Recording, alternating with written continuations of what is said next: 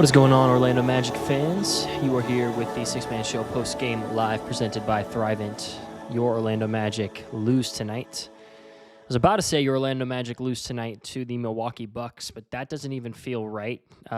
So real quick, let me just get this out. Your Orlando Magic lose tonight to Kevin Porter Jr., Jericho Sims, Kyle Kuzma, Cam Thomas, and Ousmane Dieng. Miles Turner had 5 points tonight. AJ Green had 6 points tonight. Bobby Portis had 4 points tonight. Your Orlando Magic shoot 20 of 40-something from three, 43%. The team was healthy. You're playing at home. What's the excuse now, guys? What is it? Again, team's healthy. There's no reason why you should lose this game. Everything, Desmond Bane shooting the lights out of the ball. The team shooting the lights out of the ball from three. You don't even give up that many points. I'm at a loss for words. This is up there for one of the most frustrating losses of the season for me. Not just in the PGLs that I've had a chance to do, but we're going to get to your guys' comments. We're going to get to a couple of super chats from you guys. Before we do anything, we want to go ahead and thank our presenting sponsor, Thrivent, more specifically, Marc.abraham. Marc.abraham is a financial advisor with Thrivent. He's also a diehard Magic fan. He's got season tickets in Section 118. He specializes in retirement planning, budgeting, debt elimination, so much more. So regardless of what your financial situation is, you need to reach out to him, if for nothing else, to talk Magic Ball, because he is a diehard Orlando Magic fan. He would love for the chance to talk with you, for you to reach out and have a conversation with him. But regardless of what your financial situation, reach out to him. He can help you out. He can give you a helping hand. And in addition to talking Magic Ball, he can help you take that next step forward in your financial journey to make sure that you are shoring things up, whether you're dealing with debt elimination or you're trying to take steps forward for retirement, you're trying to buy a home, you're trying to pay for college. Regardless of what that looks like, reach out to him. The consultation call is completely 100% free. The number's right here on the screen. It is 407-366-4364. That is 407-366-4364. His email is also in the box on the bottom left-hand side of the screen and is in the description for those of you listening later on Spotify. I'm frustrated, y'all. I'm not going to lie. It's just really, I have no words, because everything that I've heard from every Magic fan about why we haven't been winning games finally happened tonight. You had every meaningful piece of your roster present. You made threes better than maybe any clip at this capacity all season long. Bane goes 8 of 11. You waste a literally career-tying best performance by Desmond Bane, and you lose 116 to 108 at home to the Giannis Antetokounmpo-less Bucks. Unacceptable, uninspired performance on a number of levels. There was a lot of things going on tonight. There are a couple of players that I really have a bone to pick because of their performance this evening. And I'm assuming that those same players, you guys, are going to cover my butt on talking about those players. So I'm not even going to waste my time. I'm going to go ahead and jump straight into the super chats and straight into the chat tonight. Because to be completely honest, I trust that you guys probably have said in the chat everything that I could possibly have to say about this game, and I'd rather hear it from you guys than hear it from me. So let's start with some super chats, starting from Jalen Lawson 4321, who says, "This team is so disjointed, was obvious even in wins." Absolutely. I would say probably about half of this team's wins so far this year. I think we're, 28 and 24?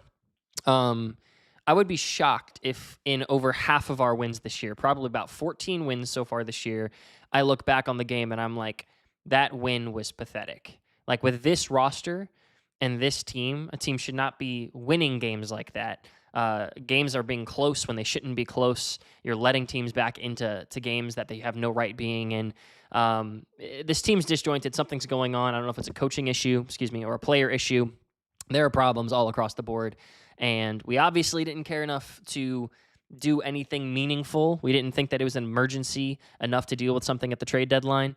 So here we are, and this is the team that we've got. These are the players that we've got. Javon Carter, yippee-ki-yay, Caillou. So excited about Javon Carter being on this team. Maybe he'll turn things around in his 0 minutes because he didn't play tonight. We didn't even. Maybe I do have a couple things to say. Sorry, guys, because why, when Wendell Carter is getting bodied all night by Jericho Sims, did we get DNPs for Jonathan Isaac and Goga Bataze? Can someone explain that to me?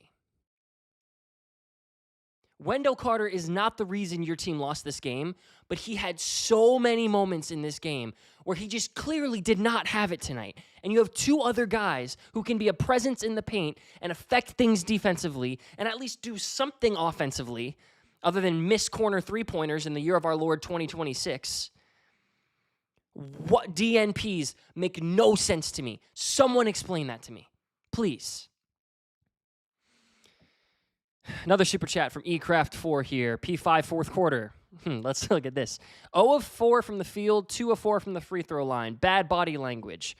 On the season, we are 21 and 22 with him. Ooh.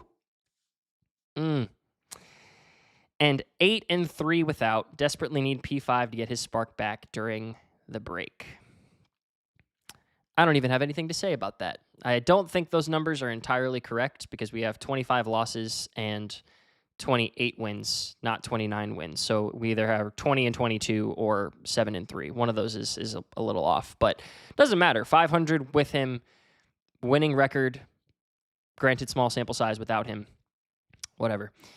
Blanco Sensia says, get Wendell off this team this offseason. Look, I think we're still holding on to what he did to start the year in October and November, but no amount of good that he did in October and November can justify playing the way that he played tonight when you don't even have a starting caliber, no offense to Jericho Sims, but Miles Turner had 5 points. You couldn't even hold Jericho Sims off the boards. You couldn't keep him out of the paint. I don't understand what good Wendell Carter Jr. was on this roster to this team tonight. I don't know what he did. I don't know what he accomplished. Man, all right, another super chat from Jalen Lawson. Appreciate the support, man. Frustration aside, as a fan base, post-All-Star, let's try to rejuvenate our guys. When they play in Kia, it's obvious our disappointment is affecting them. Look, I'm going to agree to disagree with you on this one, Jalen, because I think that Kevin said this in one of the more recent shows. He said that this team has to earn back the respect of the fan base. Like, I get the idea of showing up and cheering and supporting the guys, but like when it doesn't look like the players care, when it doesn't look like you care, why should I care as a fan? These players that are making millions of dollars, tens of millions of dollars over the course of multiple years, hundreds of millions of dollars, should not rely on me as a fan to care enough to try to win a basketball game. That's their job. It is their job to show up and try.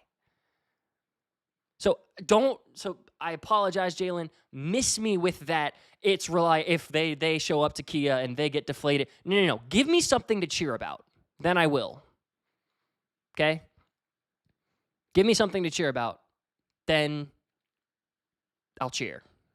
You know? Another super chat here. Cyan Soul says, need a vet that can help like CP3 was to SGA. Sure. I mean, we're not getting it for the rest of the year, and we're not getting any changes to the coaching staff, supposedly, because Coach Mosley is our coach for the rest of the year. He has the full support of the front office, and we didn't do anything at the trade deadline, so I guess just a wasted back third of the season with this roster making the same mistakes, playing with the same lack of intensity. I got nothing. Time Mr. TV with a super chat here says, hate to say it, but I knew we lost right when Mo went out and Wendell came in. He isn't the reason alone. We had low IQ at crucial moments in this game. Yeah, we had low IQ for pretty much the whole game, Mr. TV. I'm going to keep going through the chat here. I'm Jovi's. The first comment that I had pulled up is no reason you should lose to a Milwaukee team that isn't playing Giannis. End of story. I said what I said about the roster, that you really didn't lose to the Milwaukee Bucks. You lost to Kevin Porter Jr., not even Michael Porter Jr., Kevin Porter Jr., who's a good basketball player, but come on. Kevin Porter Jr., Jericho Sims, Kyle Kuzma, Cam Thomas, and Ousmane Dieng. And you had Desmond Bane, Paolo Banchero, Jalen Suggs, Anthony Black, Wendell, Tristan, Franz, Mo, and Jace. A healthy team. A good team. You're not even playing players that you would prefer. That's the team that we wanted to play this year. That is your ideal roster that you came into the season saying, this is a team that we think could carry us to an Eastern Conference Finals run. And they played like this and allowed those point totals from those players this evening. Jack Voorhees, 2844, says, Magic have such an attitude problem. They expected to coast to 4 wins tonight and blew so many chances to advance by simple shots by trying to get cute. Yeah, absolutely. I have absolutely no idea why they have such a problem, such an issue. And also the fact that we shot 25 threes in that first half, I know we were shooting it well, but also, like, this is not a team that can win by the three-pointer. Like, it's just not going to happen. And tonight, we gave up potentially good opportunities for drives and finishing in the paint to try to hit additional three-pointers. And even though we shot it at 40%, the defensive intensity wasn't there. And you were terrible around the basket because it felt like, oh, guys, look, the three-pointers are going in. We got to shoot them as much as we can while everyone's making them. And that just didn't pay off. It didn't work. So, oh, man. Another couple of super chats here. Jalen Lawson, again, Jalen, thank you so much for the support tonight, says, second half Mo's show up or give me Mike Malone. I've been crying for Mike Malone for a really long time. I've been crying for Mike Malone since before the season started, and that just hasn't happened. So, let's see. Ooga Booga Florida Man says, worried. Not only are we unlikely to make major moves this summer, not sure we can. In my opinion, we overpaid Suggs, Dell, and J.I. P5 is broken. We're enough. Shaking my head. Yeah, I mean, you traded for Bane, and trading for Bane was your all-in to this roster kind of situation, and now you are handcuffed, with having a lot of players making a lot of money, and it's frustrating because you can't really make a lot of moves, and that's the risk. We wanted them to go all in on a player, and they did, and we were so excited, and we had reason to be excited because on paper, there's no reason why this team should be playing this poorly when everyone is back and everyone is healthy. There's just no reason for that. Let's see. eCraft4 says, no issue with Suggs or Bane's effort. Franz is rusty. WCJ sucked. What's P5's excuse? I believe in him, but serious concerns with his competitiveness this year. Yeah. I texted in the six-man chat earlier today. I was just like, earlier during the game, I think it was about halftime. I said, where did P5 go? Because I remember watching highlights earlier this week for Paolo when he was just attacking the rim. And we saw a little bit of that assertiveness from him tonight, but it was a little too late. Like, what happened to the Paolo that was like, yeah, basically like current Giannis, where it was like, if you're in between him and the basket, good luck because he's bowling you over and he's going to take it to the rim. I haven't seen any of that. I haven't seen the confidence that he exuded in his first couple years in the league. I haven't seen the assertiveness, the cockiness, the borderline, arrogance on the court. That's just all gone. It feels like he doesn't either care about the team or he doesn't trust in his own ability, or maybe there's something with him returning back to his physique because really, if you think about it, it comes back to the oblique injury. Like, I don't think Paolo has been dominant Paolo since before the oblique injury when he dropped 50 against Indiana. And then he got hurt against, Chicago in the very next game. And I just don't think that we have seen that same, he's been good, he's been great at times. I don't think that we have seen that 50-point Indiana Pacer performance, Paolo Banchero, since that night, because that was the night before the injury. So, no idea. Another super chat here. Appreciate you guys for showing the love with the super chats, even on a night like tonight. Do they need a new voice like Cleveland did when they hired Kenny Atkinson? Mosley can bounce back like the Pistons head coach. Hope they get it right. Yeah, I don't think that if Mose moves on from this Orlando Magic team that he's not going to get at least some opportunity at another young and up-and-coming team. And he's going to do a great job of turning that young up-and-coming team into a playoff team. I just don't think that he has the capability to turn a playoff team into a contending team. I have seen zero reason to believe that is the case about Mosley. And until I'm given a reason, I'm going to continue to believe that that's the case. So, Knowles86 here says, we gave up. Yeah, the body language was terrible. It was awful. It was horrible. Again, body language, attitude issues. Kevin, BC8CE says, why not play Goga? All in caps, by the way, in case you're not watching the stream. If you're listening later, all in capital letters. Why not play Goga or J.I. when Jericho Sims is killing us? Why? If Wendell is going to be this bad on offense, then there's absolutely no upside to playing him. Yep. I would say can't say it better myself, but I said that myself 3 or 4 minutes ago. So crazy that you have that exact same message, Kevin, but I could not agree with you more. So Blazer RPT, what does Mo see in Wendell, man? Let's go to a positive note here. And I mean, honestly, it's a positive note, but then it becomes immediately frustrating because Desmond Bane was fantastic tonight. Well, he was fantastic in the first half and then fantastic in the fourth quarter. And then for some reason, in the third quarter, when we lost the game, which we'll get to in a second when we look at the game summary, Bane was completely inexistent. I legitimately don't think he scored a single basket in the third quarter. I think he maybe had 2 shots. So we just stopped going to what was working. I mean, he scored the majority of his points in the first quarter. But then he came out, hit that 3 early in the second quarter, and it looked like it was going to be his night. And then I feel like we just stopped getting him the ball. So, oh man, Brenton Bannister, GC 2 points, says, wait until we go out west. I am not looking forward to that West Coast road trip. The next week and a half, I'm an Olympics guy. Me and my wife love watching the Olympics. We're huge curling fans. I don't care if you guys call me a nerd for liking curling or whatever. Really disappointing that the mixed doubles U.S. team lost in the gold medal match the other day. But at least I've got the Olympics because I don't have hockey and I'm about to not have Magic basketball, which is probably going to be a good reset for me for the next week. So be able to celebrate the wife's birthday, celebrate Valentine's Day, and not have to stress about these teams that get me so on edge all the time. At least the Lightning are performing well. So Gatorbait Matt says this team is just not good. Yeah, that's about as well as I could put it, Gatorbait. It's frustrating to watch for sure. HOP 2322. Paolo just doesn't look confident at all. I don't know why, because he's been a killer before. Not giving up on him, lest we forget he's 23 and the first notable talent Orlando has had in years. Yeah, I'm not giving up on Paolo. I am just ridiculously confused what happened to him. You know what I mean? Like, I don't understand where this went. Like, I really do think that he is having trouble like trusting his body, because it doesn't look like he has that confidence. That burst to the rim and that dunk that he missed is legitimately like the first like twitchy, really athletic thing that I've seen Paolo even try to do over the last like 2 months. So I don't know if it's just like he really never dealt with a ton of injuries before in his career. So I don't know if it's just him like trying to get back into the swing of things and figure out what his groove is and what that's looking like. I'm not really sure. So we're going to go ahead and get to the game summary here in a second. Last thing we'll say before we get to the game summary is, Time Mr. TV, yes, there will be no chinchilla this evening. I apologize. I really was actually looking forward. I even pulled out his little carrier that I keep him in before I pull him out on the stream, and didn't have a chance to pull him out this evening, and I'm very disappointed about that. But let's go ahead and get over to the game summary here.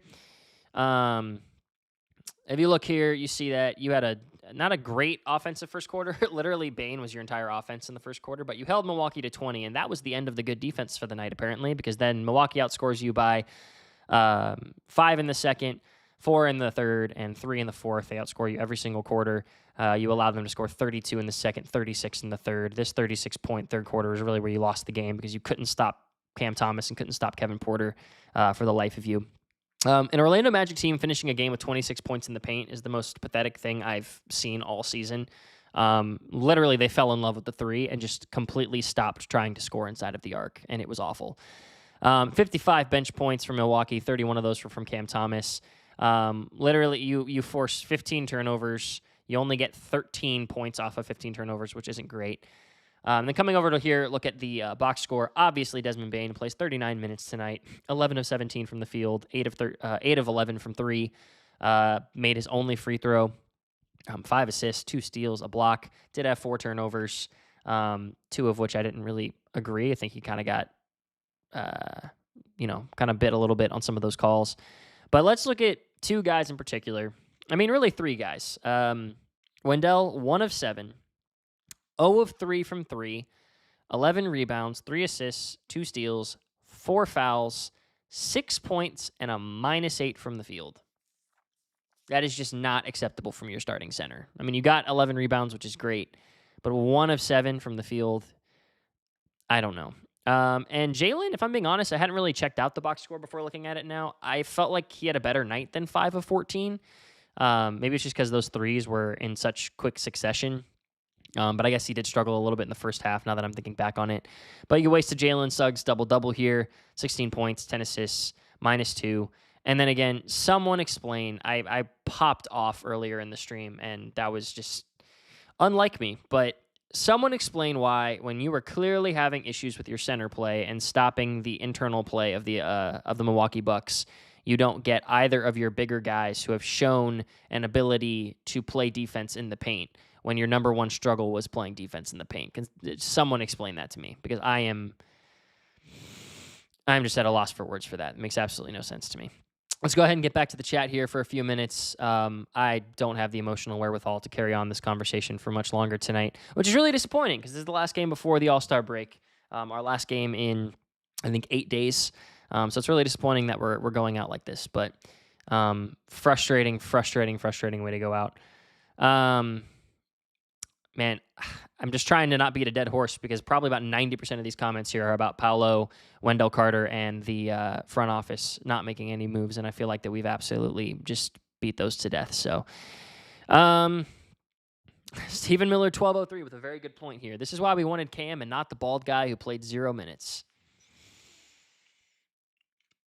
When I saw that Cam Thomas was available, I was like, yo, we need offense. We need a guy who can score off the bench when our starters don't have it. Yes, he is a defensive liability. He still gives effort, but he is a defensive liability. But for this team right now, you just need a guy who can go out and get buckets. And I'm sorry, but Javon Carter is not that guy because he played, 7 minutes the other day, and he was 0 of 2 from 3 and made 1 shot, I think. Did he even score? I don't remember.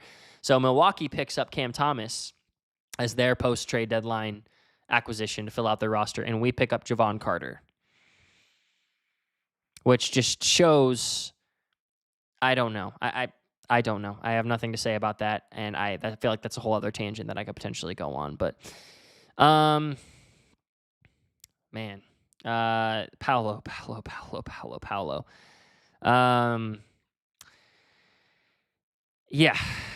Yeah. Again, I'm Jordan Cruz.